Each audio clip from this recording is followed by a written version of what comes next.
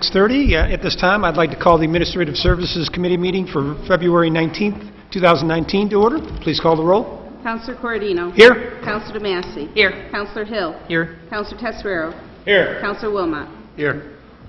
I'd like a motion to approve the minutes of the February 4th, 2019 meeting. Councilor Tesorerio, Councilor Hill. Councilor Corradino. Yes. Councilor DeMasi. Yes. Councilor Hill. Yes. Councilor Tesoro. Yes. Councilor Wilmot. Yes. Is there any old business to attend to for this committee? Seeing none, moving right along to item number 1 under communication. Mayor William J. Barlow, Jr. requests authorization to execute an agreement with Affordable Heating Incorporated in the amount of $16,010 for a new furnace system at the Oswego Players Building. Mayor Barlow? Thank you, Chairman. This is just we own the Oswego Players Building. We have a lease agreement that says they use the building and we're responsible for maintenance. So the furnace system, this is actually, the players have been on me for, I don't know, I'd say a year or so, warning me that the furnace was bad. It's just about reached the end of its life, so we feel a replacement's necessary. They solicited a quote for me, and then we had Onondaga County solicit 2 more quotes, so we're just going with the lowest quote of $16,010. Any questions for Mayor Barlow? I see in the notes in the quote, it isn't just a furnace system, it's air conditioning as well, right? Yep. Okay, with a kind of a clean air filtering system, Yep. so not just heating. Anybody else? Seeing none, can I have a motion, please? Councilor Hill, Councilor DeMasi. Councilor Corradino. Yes. Councilor DeMasi. Yes. Councilor Hill. Yes. Councilor Tesoro. Yes. Councilor Wilmot. Yes. And we need a resolution. And the mayor's office will provide a resolution. Item number 2, Mayor William J. Barlow, Jr. requests authorization to sign 2 contracts with AECC, which is Asbestos and Environmental Consulting Corporation, regarding the management of planned and emergency home demolition projects in the city of Oswego. Mayor Barlow? Thank you. This is just an agreement.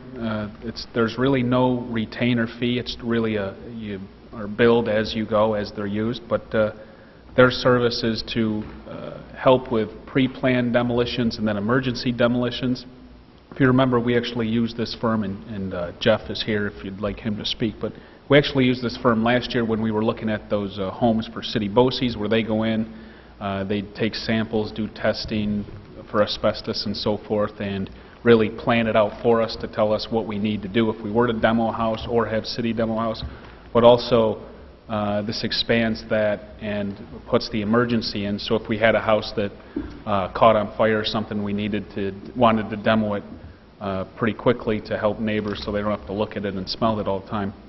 They will come in and do a lot of paperwork, the testing and so forth, so that we can just bring in our contractor and make it happen. Right now, the way it works, it's a bit confusing and very time-consuming. We do it out of the code enforcement office now. I mean, quite frankly, that's why it takes a little longer than it should, because on top of everything else they do, they have to work with this. We experienced a bit of a hang-up over in Bob's ward, I think, with East 5th, where it got put off a little bit. So I think this just streamlines it and really doesn't cost us, the money it cost us is actually for work being done instead of just retainers. So I think it's a worthwhile choice.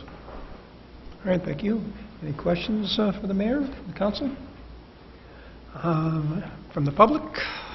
Seeing none, can I have a motion, please? Councilor Tesorerio, Councilor Wilmot. Councilor Corradino. Yes. Councilor DeMasi. Yes. Councilor Hill. Yes. Councilor Tesoro. Yes. Councilor Wilmot. Yes. Item number 3, Mayor William J. Barlow, Jr. requests authorization to sign an agreement with Camden Group to manage the Oswego water plant and perform the chlorine modification design. Mayor Barlow?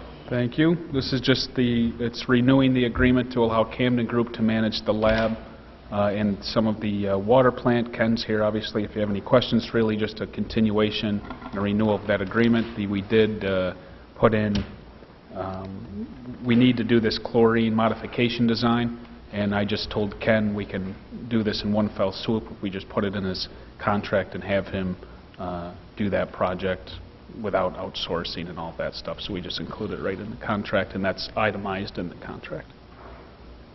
All right, any questions for the mayor on this particular item? I just had one question. Maybe Ken would be the best person for it. I'd just like to understand what this chlorine modification design work entails. If you could give us a little more substance on that, because it was a line item for $36,500, and Right. I just needed to have a little clearer sense. If you could help me. So right now, we have a gas chlorine system, and we want to move over to a hypochlorite system, which is a liquid system, much safer system, gets rid of the Title III, all of that good stuff.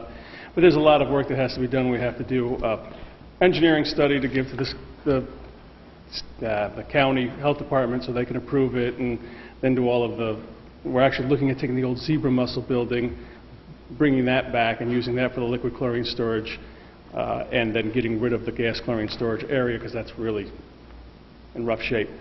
So there's quite a bit of work that has to be done in order to make that finalized before it can go to bid. All right, thank you. Any questions for Ken? Oh, we got him? Seeing none, can I have a motion, please? Counselor Hill, Counselor DeMassey. Counselor Corradino. Yes. Counselor DeMassey. Yes. Counselor Hill. Yes. Counselor Tesarero. Yes. Counselor Wilmot. Yes. And we need a resolution. The Mayor's office. Item number 4, Mayor William J. Barlow, Jr. requests approval to enter into a renewal lease agreement with the H. Lee White Maritime Museum for the lease of the Oswego West Pierhead Lighthouse. Mayor Barlow? Thank you. I think we're all familiar with the Lighthouse and H. Lee White Museum's involvement. Right now, they lease it for, I think, $1. They've had that for quite a few years now, and they've been obviously doing the lighthouse restoration project.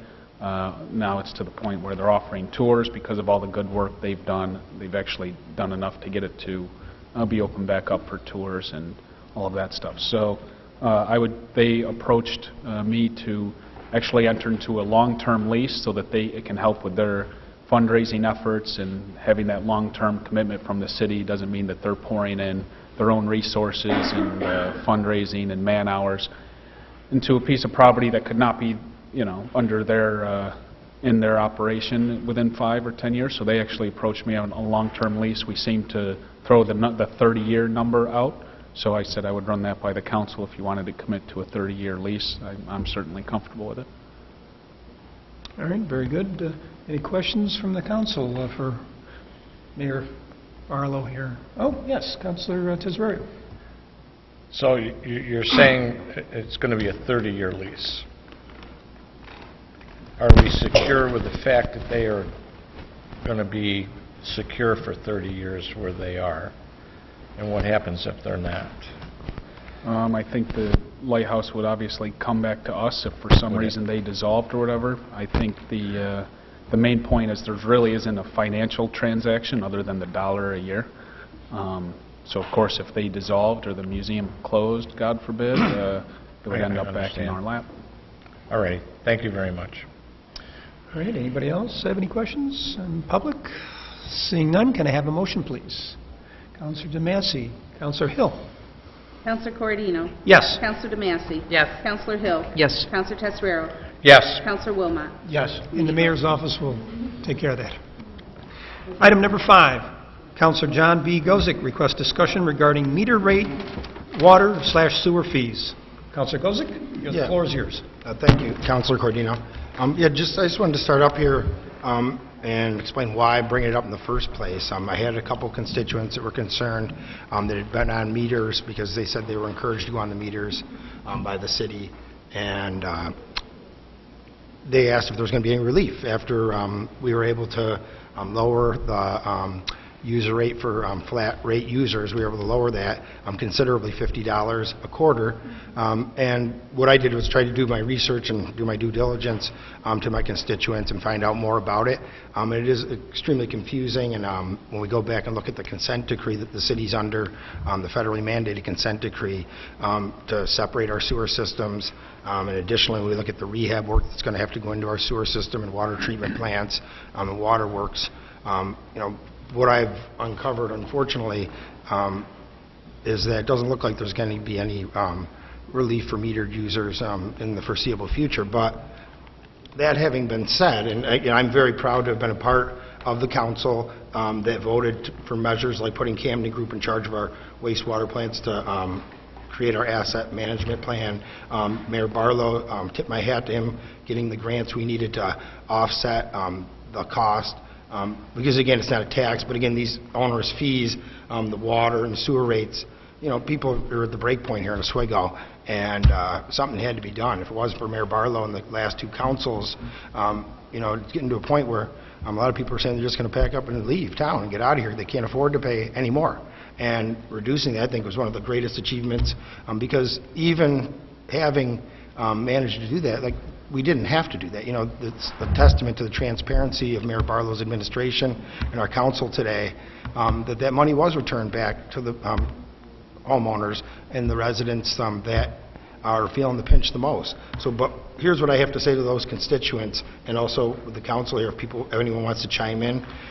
You know, what I discovered was single-family owner-occupied homes can choose to go on the flat rate or be metered, and you can also choose to go off the meter. So the bottom line is, from my inquiries, talking to Robert McGrath and Bob Johnson in the city engineer's office, is it's more cost-effective to be on the meter presently and for the foreseeable future. So, and even if that even goes up to, say, a family of 4, it's still cheaper to be on a meter. So I don't know if other councilors want to chime in here, but I wanted to respond to my constituents, and I did the best I could to look into, you know, the consent decree work. Right now, we're finishing phase 2. We finished phase 2 of our consent decree work. We're about to embark on phase 3 coming up, and that won't be finished until 2021, start in 2020, finished in 2021. Was hoping that perhaps when we got to that point, there could be some relief across the board, but under our consent decree, we had to create the enterprise fund or the sewage fund, where money is basically, it's basically mandated, it'll always be mandated that we have to keep it funded in order to take care of our sewer, you know, our sewers, our sewer treatment plants, and, you know, as far as I can tell, there isn't really any relief in the foreseeable future. So I don't know if other councilors want to chime in, but that's what I found out. And you know, for those people out there that are on meters, you know, there's that option to go off the meter if you feel it's more beneficial to go to the flat rate. But I'd open it up to other councilors, and if Bob Johnson, if anyone needs any clarification, Bobby's here so he can speak to it as well. Okay, Councilor Tesoraro. I think, and I agree with you, John, or Councilor Gozick. At some point, I think the whole city needs to be metered. And the reason I say that is my time is working as a plumbing inspector for the city of Oswego. I think we have to regulate, and this is going to be a great benefit for, and I don't know when this will happen or how it will happen, but we have a very old system here. As I think engineering aide Bob Johnson can say, is how are we going to find these leaks? And the more we're metered, the more we're going to, you know, be able to locate. And I think it's the only fair thing to do. And the reason I say that is because it, you know, let's pay for what we use. And I know there's a lot of 1, 2, maybe 3 family members that are living out there. There's maybe more. Hey, and I myself know that I probably use more water than I should. But I'm saying the right thing to do is to become a full metered city.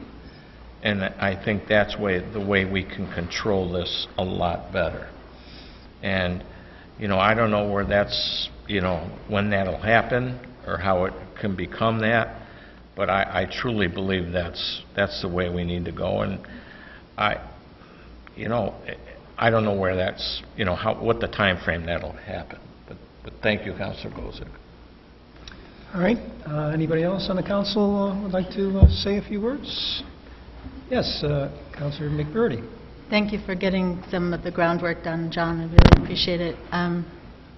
I would have to say we've come a long way with our infrastructure and our water infrastructure, managing it. And I think that given the investment that we've made in the system, fully metered would make the most sense in the long run. the big question, I agree with Ron, is how do you get there? And we have a lot of work to do, groundwork to do, to see what the best way would be, whether it's feasible, whether the city is ready for it. But I think we don't know where our water is going that we've already paid to treat. Once we send it out there without meters, we don't know where the leaks are, and we've already paid for it. So meters would help control that system and make it much, much more efficient. All right, thank you very much. Anybody else on the council? Anybody from the public like to say a few words? Oh, I see someone in the back. Can you come up to the podium? Well, just a ballpark, anybody know what a meter costs? Times 10,000? I'm sorry, say that? How many, do we have to buy meters and install them? Well, currently, a resident of the city of Oswego goes to the third floor and purchases a meter, and they vary in cost depending on the pipe size, but around $300 Okay, for a meter. okay, thank you. Okay. Anybody else have any questions? Yes, Councilor. Yeah, I just wanted to clarify, by no means am I in favor of going to metered water right now. In this city, you got to go back. Miles, you know the history, right? The history of what, okay? You could come up and tell us, I'm sure, right? But the bottom line here, guys, is if you don't know, if you just moved to Oswego or somehow you have amnesia and you don't remember the last 20 years, what happened was with the years, thank you, in the year 2000, when Niagara Mohawk sold off their non-nuclear assets, we lost our property tax base. It used to cover over 70% of the property tax base in Oswego. And the reality is, a couple years before that, I won't mention any names, but the administration before that made a bad deal, and they sold our water rights, okay? They sold our water rights, and it's unfortunate, really, when you think about it here today, because the situation we're in today, is by and large a result of that. We'd be generating revenue off those meters all over Syracuse and beyond.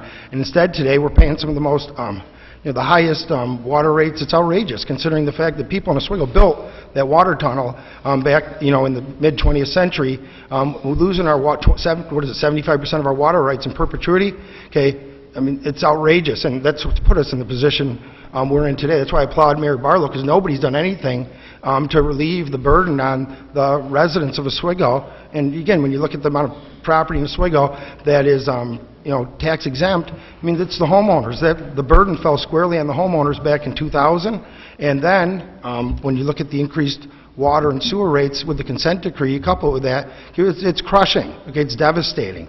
And it's at this point right now, I want to point out that I am by no means in favor of going on meters. I believe that those over 3,000 plus people that had that are benefiting from the reduction in the flat rate, it's our water. The Oswego right here, we're on Lake Ontario. Why should we pay that much?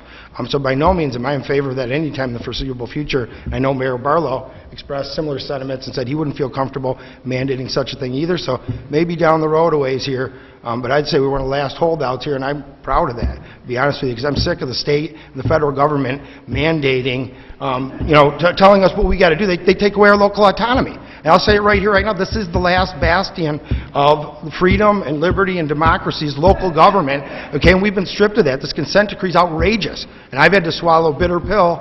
I'm accepting it, but I vote because we don't have any choice. So I'd just like to make that clear for the record, and I do recognize the sentiments of Councilor Tesoriero, McBrearty, that reality is someday it's probably going to happen when somebody isn't strong enough, like Mayor Barlow, to stand up to the state and federal government and tell them no way. So they're going to have to come in here, and as long as I'm on this council, I can guarantee the people of Oswego I would never support going on metered water. I mean, everybody going on meters in this city. Thank you, Councilor. Is there a question from the back, or comment? Not a question, okay? A little information. I won't take too much of your time, okay? Originally, when I was attacking Mr. Hamel on this water contract, which was an abuse of the taxpayers of the city of Oswego, the water place out there, the building out there, what do they call it? That water district down there in Syracuse, anyway. Metropolitan. Let me get into this real quick here. First of all, Syracuse gets all their water out of Skaneateles Lake for nothing. They don't pay squat deal, nothing. Out here, they don't pay anything either. They don't pay taxes on the building. They don't pay a sales tax here. And the lawyer from Metropolitan used a word on me, I couldn't remember what it meant. Perpetuity. And you all know what that means. Forever. It's gone. And the big quote up there from the Mayor Hamill was, it's not appealable. You can take it from there. You guys are not at fault here at all. That picture back there is the one. They're the ones that are at fault here. And they sold you out. I think Cliffy got a job for his daughter on that one too, I think, didn't he? Thank you. No problem, anytime. Okay? Yes, I see a question in the back. Or- You're talking about if it's metered, then you'll be able to tell where the leaks are. To me, that sounds like the homeowner will have to complain that this seems like an awful lot of water and I'm not using that much. And if they don't complain, then they're paying for all those leaks. No, I have some more work to do on this, but my understanding is that if we meter across the city, then we can install area regional meters that would help us see any drastic changes in flow. So sometimes we're lucky enough that leaks come up, the water main breaks and it comes up to the surface. But we don't know how many leaks we have, how many slow leaks we have that are just going right into the ground. Not fast enough, not a big enough break to come right up. And meters are one way to help manage the system, the overall system. So it would be a different That's all. in the household. Exactly. We actually have a resident expert on the council, a man who used to be the plumbing inspector for the city. I think he could probably enlighten you a little bit more on this subject. The other thing I'd like to make clear too is that there is no state or federal mandate saying that we have to mandate meters. If the city of Oswego was to decide this, it would be a completely local decision and totally under our control. Whether to do it or to not do it, how to go about it, so that's something that we as a community have that conversation. Nobody's making us do that. At least not yet. All right, thank you. Councilor Tezzarino. What happens when everything is metered? You have a register of how much water is consumed and how much we are pumping out. So what you find out is, okay, let's say we'll use rough numbers. Let's say we're pumping out 1 million gallons, and 750,000 of them are being consumed. That means we got 250,000 gallons of water that we're losing somewhere. So now we understand that we have deficiencies. So you have a better record of knowing the consumption and the loss, and that's a start. Now you're not going to know always where that start is, but you got a good idea that we're losing that much water, which we probably aren't because we're treating it. And let's face it, our infrastructure is old here. We're an old city, and we know we're losing water every day. If we can cut down and find these leaks and cut down on treatment cost and the amount of water we're producing, the cost reduction will go to the consumer. So that's what we're trying to do, and eventually. Because right now, you don't know. You really don't know. You're talking about putting meters on the house, and I thought we already had meters. Not everybody has a meter. Not everybody has a meter. The flat rate users don't have meters. Okay.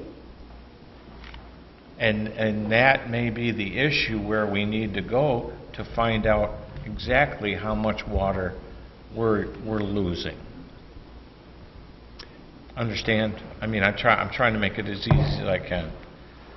Thank you. All right, thank you, Councilor. Anybody else have any questions or comments? I see Mr. Johnson of the Engineering Office is getting up. I just want to address a little bit, because I talked to John earlier about it, and, the meters, measured at water. But the real cost is in the water going down the drain. Okay, the real cost here is associated with the wastewater plant and all the sewer systems. That's where the enterprise fund comes in. We have to fund the sewer system and the sewer treatment plants. So the bulk of the money that is being charged on the sewer and the water and sewer is the sewer rate. And it has a potential going up even more. You know, we're under mandate to do a asset management plan. We've done that on the east side, and that's a plan to assure the DEC and the EPA that we're doing the maintenance properly and on time. We're going to end up with one on the west side as well. So as we move forward, the enterprise fund has to have sufficient funds to do the maintenance and to provide money for needed projects in the future. So every time you do a project, it gets bonded. That could make an adjustment to the sewer rate. And the only way to get the sewer rate is either have a flat tax or a metered tax. So that's a political question. But the reason for all of it is based not on the water usage, but on the sewer portion of it.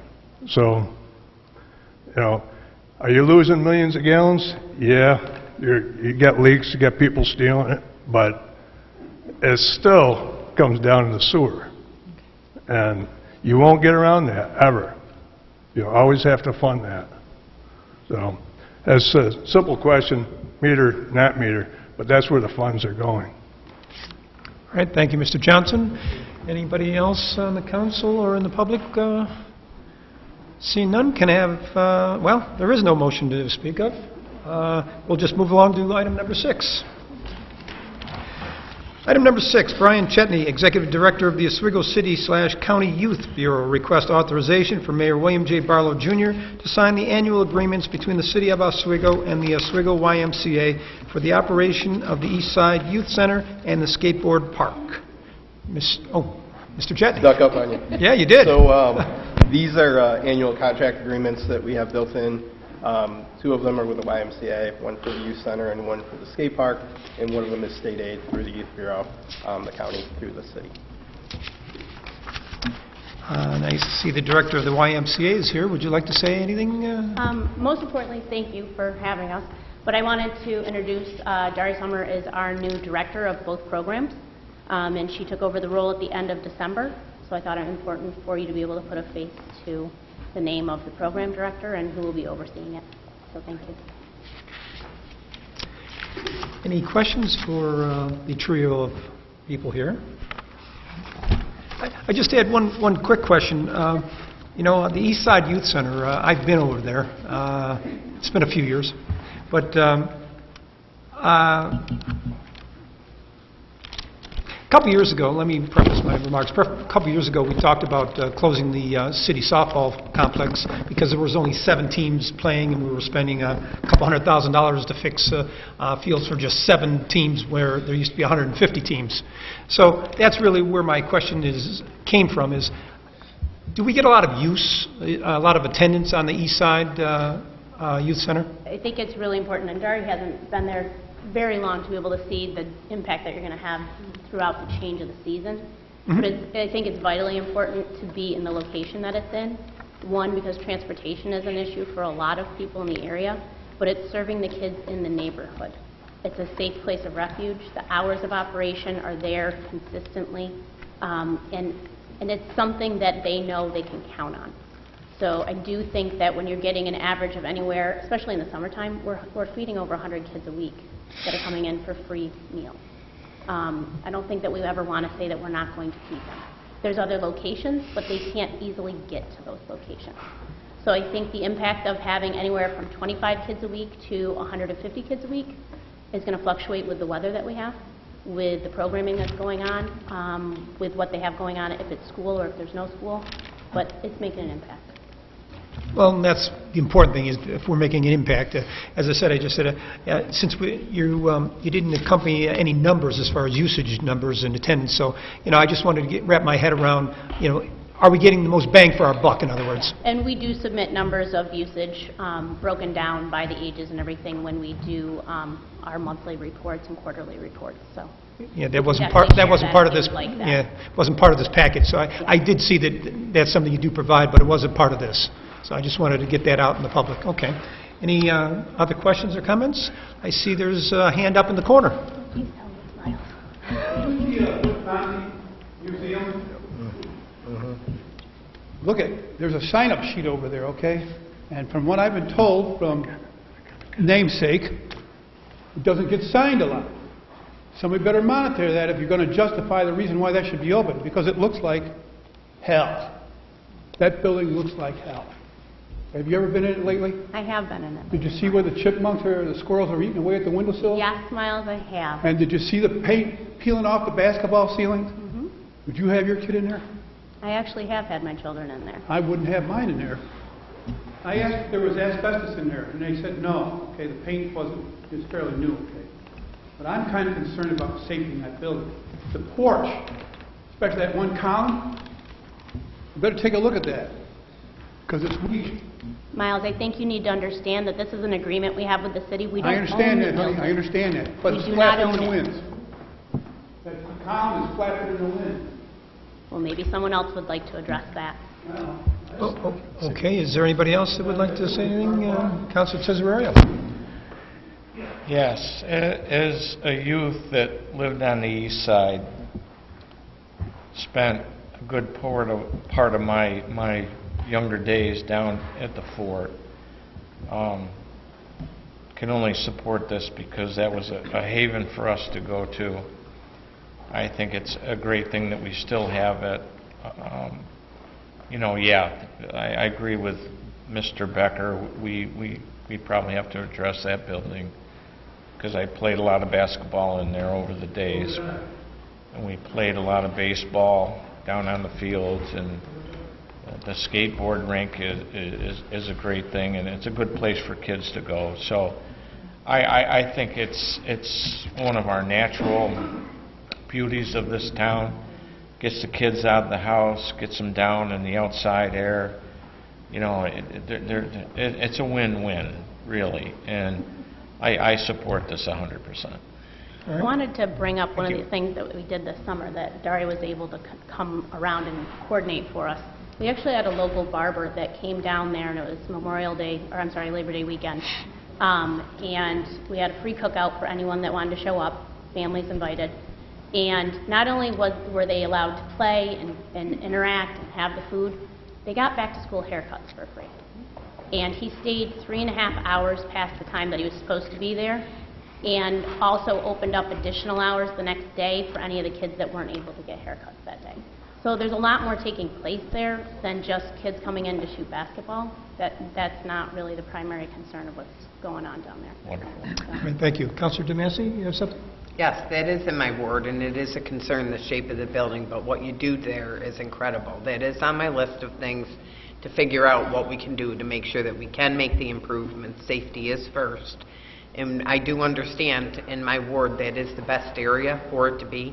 Most needed is there because of walking and such. But there are a lot of safety concerns that we do have to take into consideration moving forward. All right, thank you.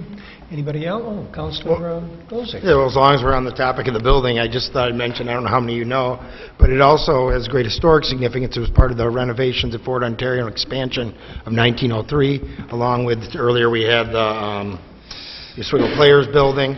All those buildings have great historic significance. They were there during the, not only for the whole 20th century, and the base was active through World War II. We all know the story of Safe Haven, so I'll spare you the details. But those buildings have historical significance. That's one of the most beautiful ones. The way, looking at the front of it and the design. And I've watched it. I exercise and rollerblade down there. My kid plays baseball down there for, I don't know how many, at least a decade, last decade. And I can testify to the amount of kids that use the facility.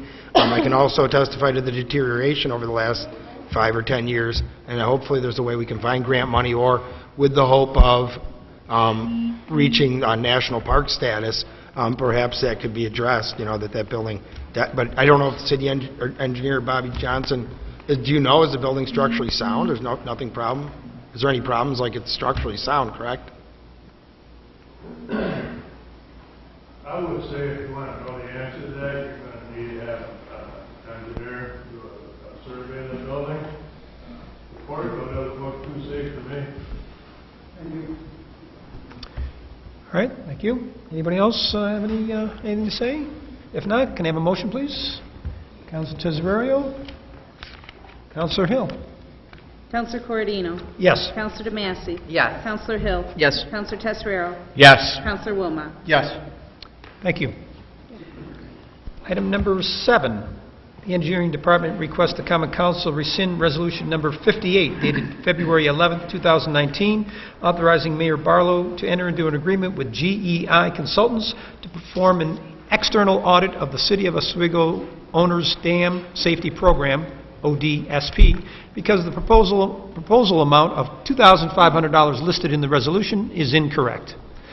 The Engineering Department also requests the Common Council approve the correct amount of $5,000 and authorize the mayor to enter into agreement for the same.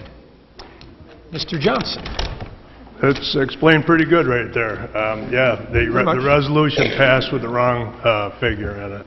And so I'd like to see you rescind that and authorize the mayor to enter the agreement at the proper cost. All right. I think that's a simple request. Can I have a motion, please? Councilor Hill. Councilor Wilmot. Councilor Corradino. Yes. Councilor DeMassey. Yes. Councilor Hill. Yes. Councilor Tesorero. Yes. Councilor Wilmot. Yes. Item number 8, the City Engineering Department requests that the mayor be authorized to sign the proposal submitted by GEI Consultants for additional funds for out-of-scope work to be performed at the High Dam. Okay, this is a separate item, all right? Now, I was aware, putting together the High Dam budget, that the FERC is requiring certain new items that need to be performed. The money is in the budget, so I'm not asking for funding, just asking for the mayor to be able to sign the agreement to move it forward.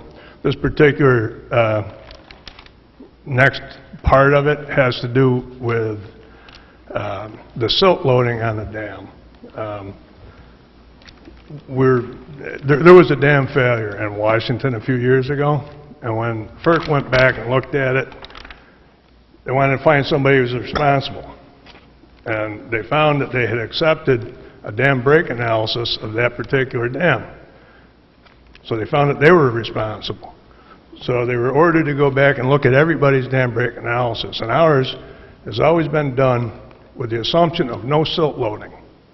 And they want that to be a requirement. Silt loading is from the upstream, sand and silt pile up on the top side. It adds pressure. So we need to have those numbers recalculated, and it's pretty close. It's pretty close to hitting the criteria. And if we go under it, it'll just be more projects and more studies. So GEI has told me that they can remodel it using the water pressure as part of the modeling, and probably bring us above the threshold where we're going to have to do more studies. So I think it's a good thing to move forward. All right, thank you very much, Mr. Johnson. Any questions from the council? Yes, Councilor Tesorario. Bob, does this require more work to be done to the screening, or what? Silt is a function of the river. If you see the river sometimes in the spring, it runs brown. Yeah. Well, when it hits a dam, some of the silt falls out of it because it slows the water down. And dams everywhere experience the same problem. So there's a few things you can do. Number one, you monitor it, which we do now, or you remove it. You know, that's a big project. So we have been monitoring it. They've accepted our dam break analysis in the past, and they understand that we monitor it.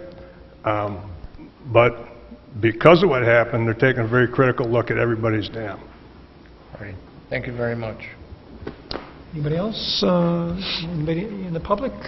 Seeing none, can I have a motion, please? Councilor Hill, Councilor Tesorario. Counselor Corradino. Yes. Counselor DeMassey. Yes. Counselor Hill. Yes. Counselor Tesorero. Yes. Counselor Wilmot. Yes. Item number 9, City Attorney Kevin C. Caracoli requests an executive session regarding the sale of real property, RE 139 West Bridge and 149 West Bridge. I suggest this one and the next one, item number 10, that I request a motion and a vote for recess, and we'll address that after we have the other two committee meetings. Can I have a motion? Councilor DeMassey, Councilor Tesorero for recess. Counselor Corradino. Yes. Counselor DeMassey. Yes. Counselor Hill. Yes. Counselor Tesorero. Yes. Counselor Wilmot. Yes. At this time, I'd like to call the Physical Services Committee meeting for February 19th, 2019 to order. Please call the roll. Counselor Hill. Here. Counselor Wilmot. Here. Counselor DeMassey. Here. Counselor Gozick. Here. Could I please have a motion to approve the minutes of the February 4th, 2019 committee meeting? Counselor Gozick and Counselor Wilmot. Counselor Hill. Yes. Counselor Wilmot. Yes. Counselor DeMassey. Yes. Counselor Gozick. Yes. Is there any old business to come before this committee? Seeing none, we'll move on to new business. Under communication, item number 1, Thomas Kells, Commissioner of Public Works and Parks and Recreation, has received a request from Rob Williams on behalf of the St. Lawrence Eastern Lake Ontario Partnership for Regional Invasive Species Management for permission to have boat launch steward educator at the public boat launch at Wright's Landing periodically throughout the 2019 summer season. Is anyone here to speak to this item? This is a recurring request. They do spend time down at the boat launch educating boaters on invasive species, and it doesn't seem to cause any issue, and it's been successful in the past. Does anyone have any questions? Okay, could I get a motion, please? Counselor DeMassey, Counselor Wilmot. Counselor Hill. Yes. Counselor Wilmot. Yes. Counselor DeMassey. Yes. Counselor Gozick. Yes. Item number 2, the City Engineering Department requests to use public space for a donation to the City of Oswego submitted by the Oswego Little League organization to help fund the Port Ontario Baseball Park facility. Mr. Johnson? So the Little League organization came over and approached us, wanted to install and donate scoreboard signs, 2 scoreboard signs, a T-ball fencing, and a sign to name one of the fields. So I told them, you need to go in front of the council for them to be able to accept the donation for one, and to do the work on our property. So that's what they want to do. They want to fund it. They want to do the work. And so part of the resolution, I think we can issue them permits and maybe waive the fee on the permits. But I think that they should be responsible for doing the electrical inspection by a third party. Okay. Are there any concerns with their plans, with what they're looking to do? I didn't see any concern with it. I mean, you know, they're ballparks and they need scoreboards. It's pretty standard.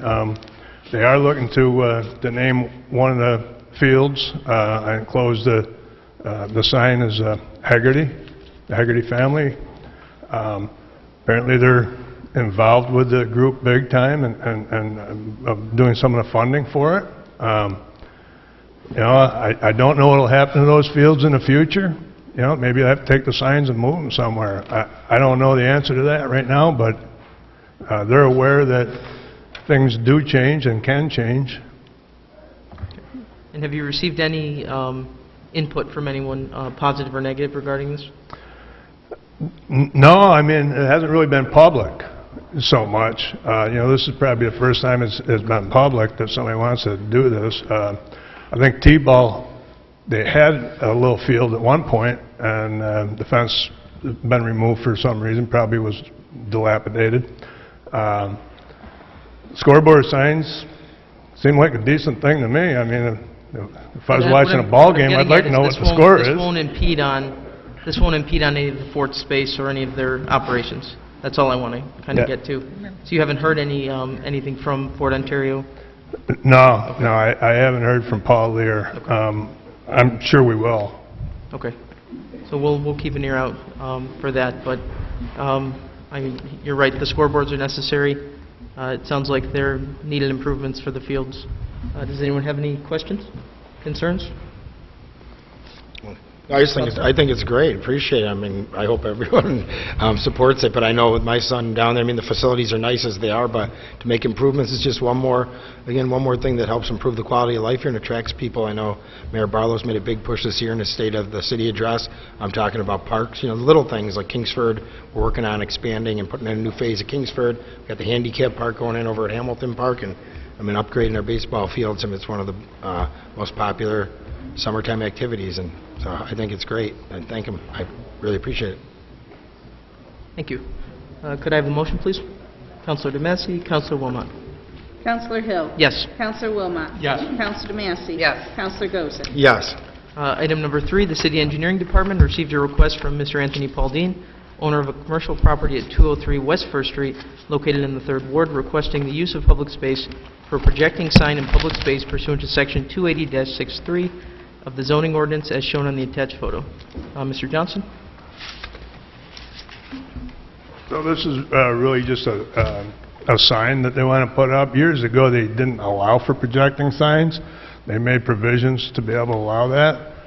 But it does, the face of the building is on the right-of-way line, so the sign will be projecting into the public space. So I don't see a issue with it. When they come along, they have to put a detail for how they mount the sign. That'll be part of the code department to look at that, and they'll have to insure the city against if it fell on someone, we'll be insured against it. Right, perfect. Are there any questions or concerns? Could I have a motion, please? Councilor Gozick and Councilor Wilmot. Councilor Hill. Yes. Councilor Wilmot. Yes. Councilor DeMassey. Yes. Councilor Gozick. Yes. Is there any other business to come before this committee? Seeing none, I'll take a motion to adjourn. Councilor Gozick, Councilor DeMassey. Councilor Hill. Yes. Councilor Wilmot. Yes. Councilor DeMassey. Yes. Councilor Gozick. Yes. Okay. At this time, I'd like to bring the Planning and Development Committee to order Tuesday, February 19th, 2019. I have a roll call, please. Councilor Tesserero. Here. Councilor Corradino. Here. Councilor McBrady. Here. Can I get a motion to approve the minutes of the February 4th, 2019 committee meeting? Councilor McBrady, Councilor Cordino. Councilor Tesserero. Yes. Councilor Corradino. Yes. Councilor McBrady. Yes. Is there any old business to come before this committee at this time? I see none. We'll go to new business, item number 1. Mayor William J. Barlow, Jr. seeks favorable consideration from the Common Council to address vacant and blighted property in the city of Oswego.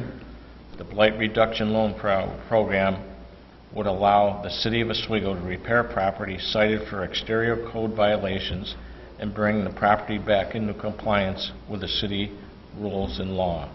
The mayor is requesting approval to set a public hearing for this local law. You want to address this, Mr. Mayor? Sure. I actually talked about this last year at the March 5th committee meeting, and we didn't take any action on it that night, and we kind of just let it sit through the year, and that's probably a good thing because we used some of the other funding from this grant that we got from New York State in 2016 to help conduct and create a vacant property registry. So we had 2 part-time individuals go down every single block in the city and look up and document and identify every vacant house, and then they would then go to the county building and pull the deed and find the bank that owned it, where they were located, and so forth. So we have that document that exists, which I think will be helpful as we try to move forward and address these homes. Really what that grant was supposed to do and what this program is supposed to do is target foreclosed, bank-owned properties that are in the foreclosure process, somewhere in that process, that's creating blight in our neighborhoods. So right now our code enforcement, as you know, is doing a nice job going after properties that are dilapidated but they're privately owned, and you just go after the homeowner or property owner if they're not taking care of their property. A lot of the blight that still exists in Oswego is bank-owned homes or homes that are in foreclosure, because typically what happens is the bank pays the property taxes and they pay to have the lawn mowed or the snow removed, so we don't have those issues really standing out to us where we're getting those daily complaints. But as months and years go by, which sometimes you can, a house like Councilor Gozick got a house down in his ward on 5th Street, it sat in foreclosure for I think 8 years. It takes so long, and because the taxes are paid and the lawns, they take care of the lawn, it doesn't really stand out until it gets so bad and deteriorates over a long period of time where rodents start to live in the home. The home starts to fall apart, and then you can finally start to see it from the street view where the roof's blown off, shingles are blowing through the neighborhood, the siding's blown off the house, the porch is coming off the house, as was the case in this with this property. So those properties, they're harder to address because you have to chase the bank down. A lot of the banks are out-of-state banks, big corporate banks. They don't care where, they don't even know where Oswego is. All they know is in their database they have to pay the taxes when the taxes are due. And if you try to contact these banks, as I learned the hard way dealing with that 5th Street house when I was a counselor, is you're lucky to even get a human on the other end of the phone when you're trying to address these homes. So that's what this grant from New York State was aimed to do. When they brought this grant forward, they increased fines and penalties and some of the criteria in the law to hold banks accountable. But this is a program. We were identified by New York State, received this funding, and then we were able to do certain things with this funding. Conducting that inventory for vacant property was one, and then the other project we wanted to do was to do this fund. And I don't know why I keep calling it a loan, but because it's a fund. It's really not a loan. How this loan works, I'll explain it briefly because I went pretty in-depth last year. But we have $44,000 in seed money from this grant. That requires a 50-50 match, so we'd have to commit $44,000 to it. So we would have $88,000 to start the loan.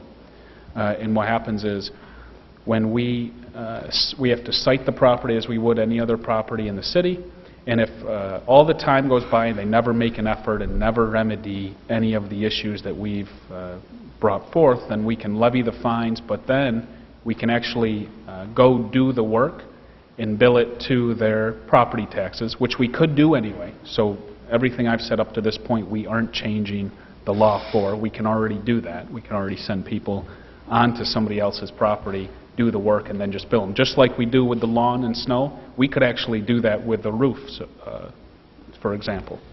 What we're changing in this law is just adding the establishment of this fund so that the fund is then taxed, the money for the service is taxed, and the interest that we collect off of that money that's sitting on their bill, the interest goes into this fund. And that interest on top of the $88,000 is supposed to make the fund a revolving fund so that we don't have to go back in and make a city allocation to keep the fund alive. We can just keep working off of the money, the seed money that we're putting in there with the interest, and as the fund goes on, we can begin to tackle more projects. And I'd like to point out, this isn't going to be our primary tool. I think this is the ultimate tool that allows us, in the case like the house that was on 5th Street, and every councilor has probably 3 or 4 of these homes at least. It's the ultimate tool where at the end, if we can't do anything else, and we just keep chasing this bank down and we can't talk to a human on the other end, finally this is the ultimate tool where now, okay, the city will go do the work and we will get the money back and we will make money on the interest and put it back into this fund so that we can go do another house. And I think that's the ultimate tool where we aren't just chasing like I did for 2 years as a counselor, and my predecessor probably 5 years before that, and then Councilor Gozick for a year. That hopefully won't happen if it gets to that point. So that's really what this fund does. Is there any other comments from the council? I think it's a great idea. The notion that we can create the seed fund and then just, it would be perpetuating as people pay the fees attached to their taxes, and that's returned to the fund. I think it's a great resource for the city. I agree, Councilor McBurney, and also what it's going to do, it's going to keep property values higher in neighborhoods that are affected by that, and I think it's a great program. I really do. I think it's something that we have to support and, you know, bring these neighborhoods back to in compliance with the zoning and code enforcement, so, you know, they're not only safe, but we get them, you know, back to where neighborhoods need to be with the appearance and what we're trying to do all around Oswego right now. Anybody else have a comment? I see none. Can I get a favorable motion to bring this to a public hearing? Can I get a motion for that? Councilor Cordino, Councilor McBurney. Call the roll. Councilor Tesserero. Yes. Councilor Corradino. Yes. Councilor McBurney. Yes. And we need a resolution. Mayor will get that.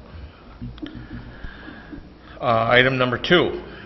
Mayor William J. Barlow Jr. seeks favorable consideration from the Common Council to refer the 2019 proposed zoning code to the Planning Board for their advisory opinion.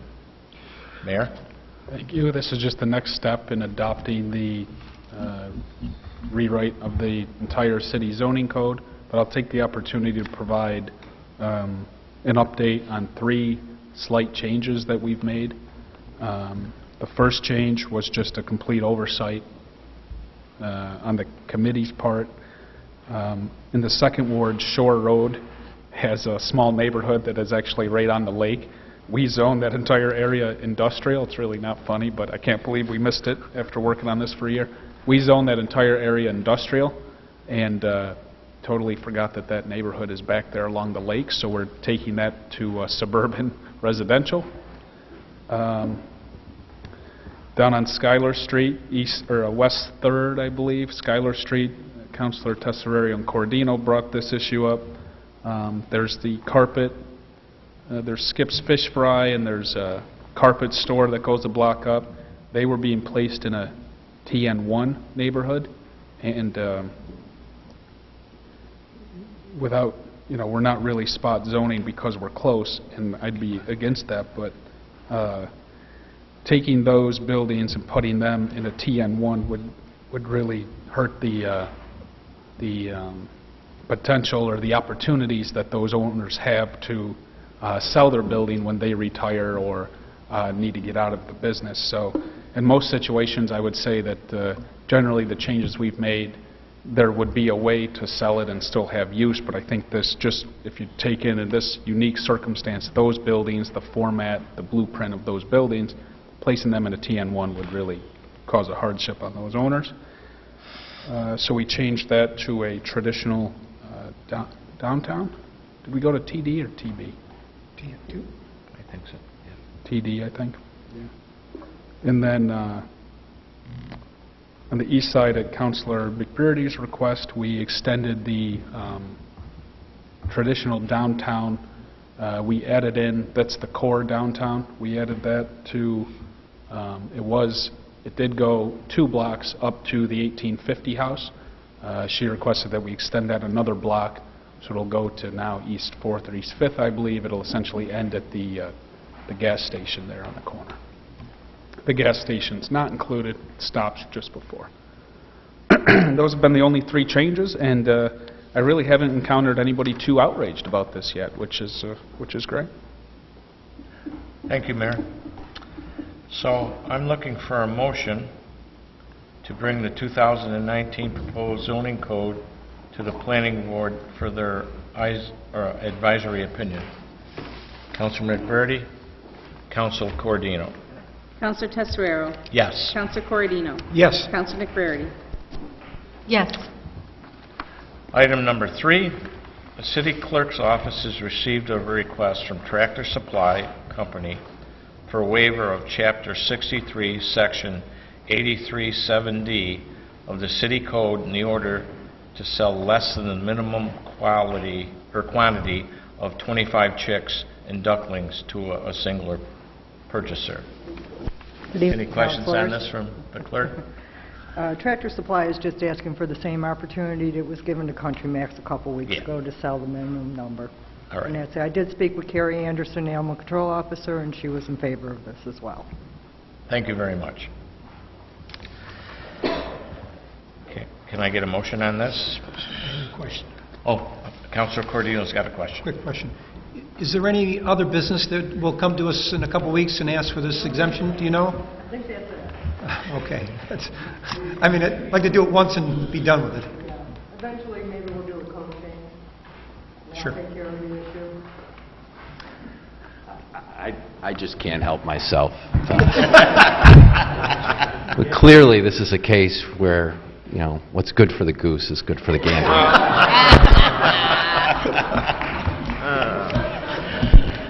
Thank you, Counselor. All right, can I get a motion to approve this? Counselor Cordino, Counselor McBrady. Counselor Testerero. Yes. Counselor Corradino. Counselor Corradino. I'm sorry. I was listening to something else. Yes. Counselor McBrady. Yes. Okay, item number 4. The Zoning and Planning Department has received an application from New Singular Wireless to construct a 155-foot monopole wireless telecommunication facility on the portion of property located at 300 East Albany Street. The Planning Board has provided a favorable advisory opinion. We request that said, the application be returned to the Planning and Development Committee for further consideration and possibly schedule a public hearing. Any questions on this matter? By the way, 300 East Albany is the Speedway.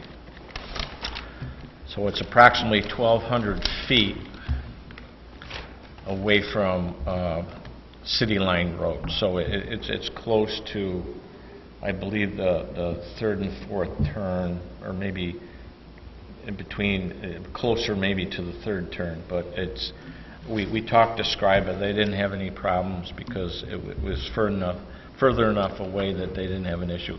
Is that right, Councilor Caracoli? That's true. We do have representatives from the company here that can address any questions. But yeah, this is, as was indicated, the Planning Board did review this and made a favorable advisory opinion to this group under our cellular communication local law. That's the process. And then public hearing is required. But again, the representatives are here to address any issues that may come up. Certainly will be here for the public hearing. I would just add one last little caveat that this is subject to an environmental review as well. And before final approval, and we're not there yet, I don't want to get too ahead of ourselves, but this committee, the council will also end up adopting a determination of significance. The staff is reviewing that right now. We're not seeing anything that jumps out of a environmental nature that would create any concerns for the community, the surrounding area. So we're anticipating that what's called a negative declaration will be issued, but we're finishing that review up. We'll have that done prior to a vote taking place, and that would be anticipated to be part of the resolution. Is there anybody from the company that wants to speak on this behalf? Any other questions? Yep, just got one. Sure. Is it going to be fenced in? I mean, could you actually physically climb it? No, I mean, Okay. the tower itself will be in a 70 by 70 fenced-in area. Okay. And usually there's barbed wire at the top of the fence. Okay. So I don't think I know they can get kind of wild out there during races. Yeah, I don't think you'll see anybody hanging from the top of the tower. Thank you. You're welcome. Okay, so I'm looking to get a motion to, bring this to a public hearing. Let me read this. We request that the said application be... I think we're requesting that the application be returned to the planning board. Yeah, it's got to be returned to the Planning further and consideration? Development Committee. And possibly schedule Yeah, I a think that's public hearing? I think that's not worded right.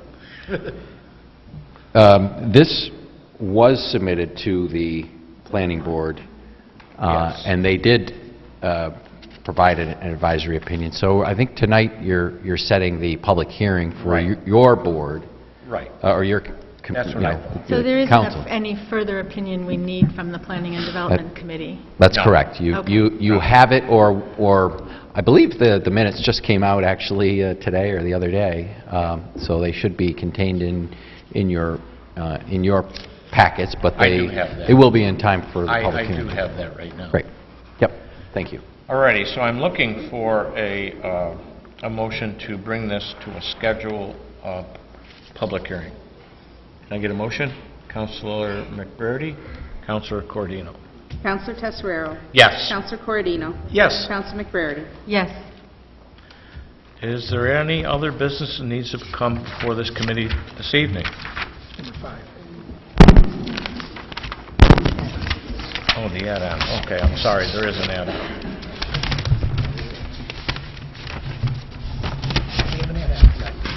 Sorry about that.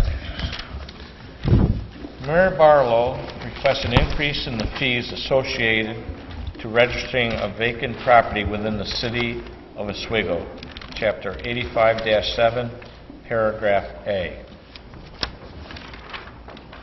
Mayor? Yeah, this is really has to do with the blight fund, but it requires a separate approval. Going back to vacant buildings, what I noticed looking through this again, and I mentioned this last year, is I feel that our fees for vacant buildings in the city is quite low, and I view the if you have a vacant building, you have to register it with the city. What we found is over the years, nobody was doing that. That's why that canvassing project last year was so helpful. So now we actually have that, and we collect those fees, and just like rental permits, we'll send letters for them to renew and everything else.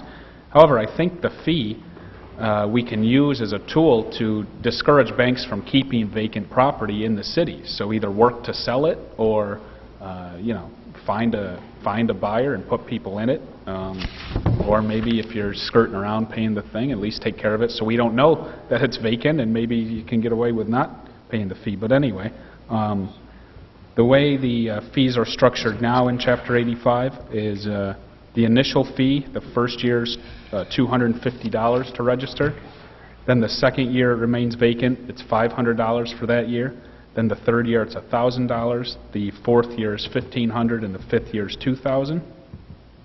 I'd like to ask the council to consider adjusting those fees. I would leave the first year fee at $250. I think if you really think about it, if somebody's flipping a house, if they just bought a home that has some trouble and they're flipping it, it may take a year. We want to actually encourage that sort of behavior, not discourage it. So I'm okay with leaving the $250 for the initial. And I can see how, if a home does become vacant for a year, whether you inherited it or whatever situation may come up, I don't think a year, having a home sit vacant for a year goes by fast. So I would prefer to not jack that price up, leave it at $250. But for the second year, so if a building sits vacant for 2 years, 3 years, 4 years, 5 years, I would propose to just double what the fee is now. So we would take the second year $500, make it $1,000. The third year it's $1,000 now, make that $2,000. The fourth year is $1,500. We would make that $3,000, and the fifth year right now is $2,000. Make that $4,000. Thank you, Mayor. Okay, can I get a motion to approve? Oh, I'm sorry, you got a question, Linda? I'm sorry, or Councilor DeMasi? Yeah, will that include, I've had a heck of a time with the Habitat for Humanity house that's going on 6 years now, that has been terrible in neighborhoods. Does that include that too? Would that include Kevin, Habitat for Humanity?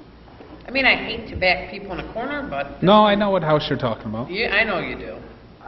You know, I mean, that provision in Chapter 85 deals with essentially vacant buildings, but the second provision, the second article on the blight reduction, I think that could qualify because it deals with blighted property, it deals with vacant property, it deals with dangerous conditions. So if it fits in one of those categories, it could, and deteriorated buildings. So it's not just vacant buildings. We've expanded the reach, so to speak, of enforcement of buildings. So, I don't know that answers your question directly, but if you gave me a set of facts, might be able to apply it to this particular situation. Does the Habitat property pay property taxes? I believe so. I believe that's yeah. So they should, why would they be exempt then? They pay, what are they exempt from, if anything, up to this point? Nothing? I think it may be a matter of perhaps the funding source for whomever, I mean, the property owner is responsible for paying the taxes, as I understand, but if the property owner isn't paying the tax, I don't know if... I've been aware of situations where, either the organization or some other organization is helping out the property owner, but it doesn't always, the connection isn't always there. So, if it gets to a point where the taxes aren't paid, they become a lien on the property, then they're subject to our foreclosure provisions. And that's accelerated by this group, within the last year or so. Now it's a 2-year process.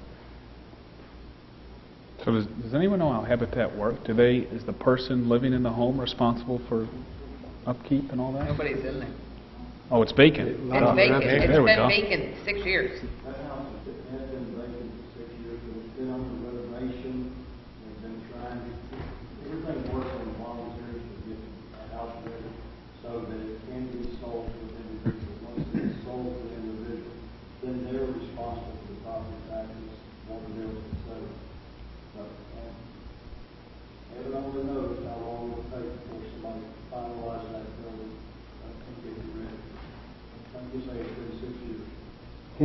Have you reached out to Habitat at all?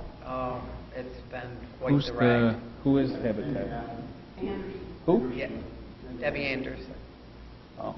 The problem is, grass getting just a lot of things. My constituents are having a really tough time. Yeah, well, our DPW mows the lawn. Yeah. It's like on the list. And it shouldn't be. Yeah, so under I've that... been fighting this my whole term. But under that scenario, if the house is vacant, it would qualify as vacant property subject to enforcement under Chapter 85. Okay.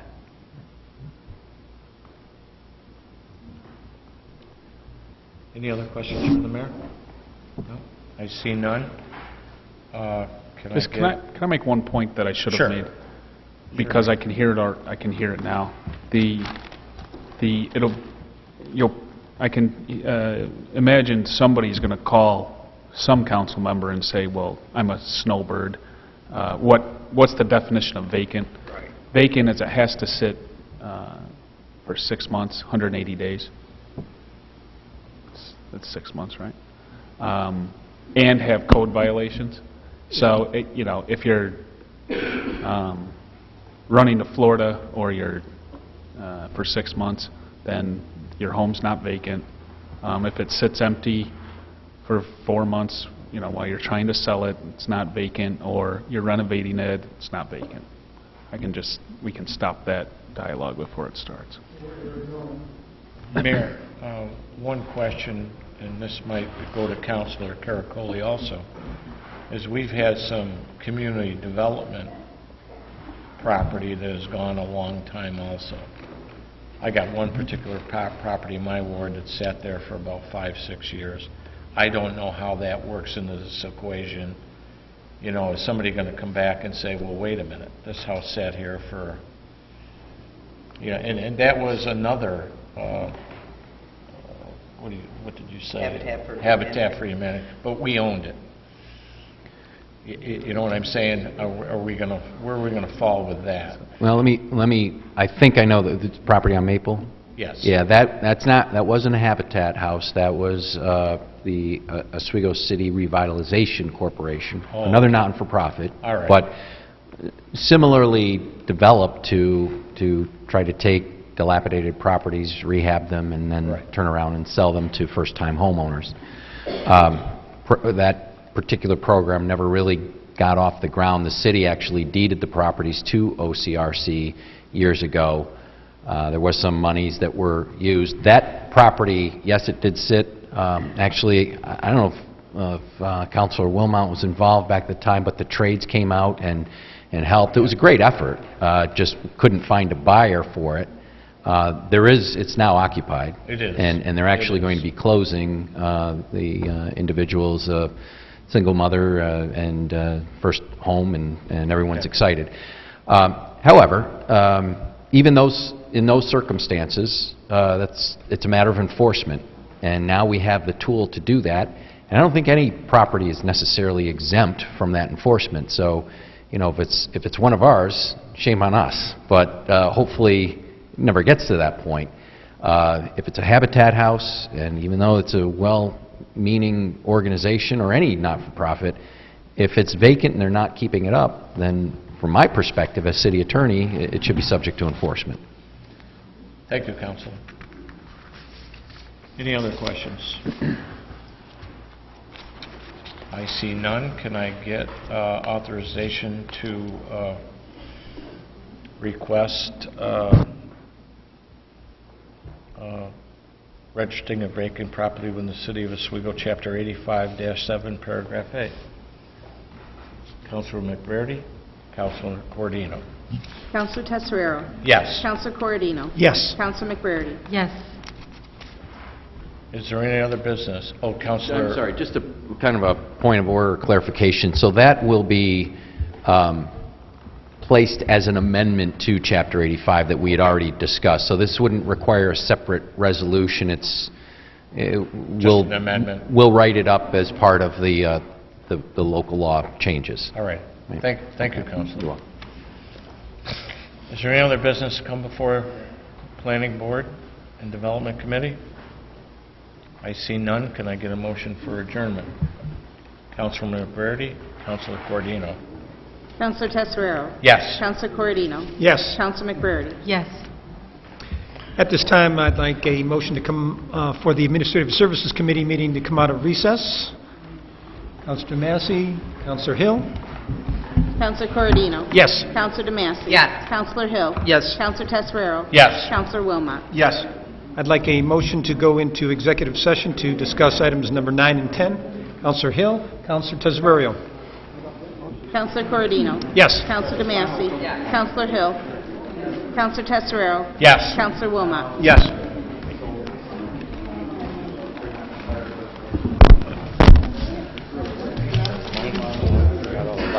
Yeah, well, I usually write it down at the bottom of the page.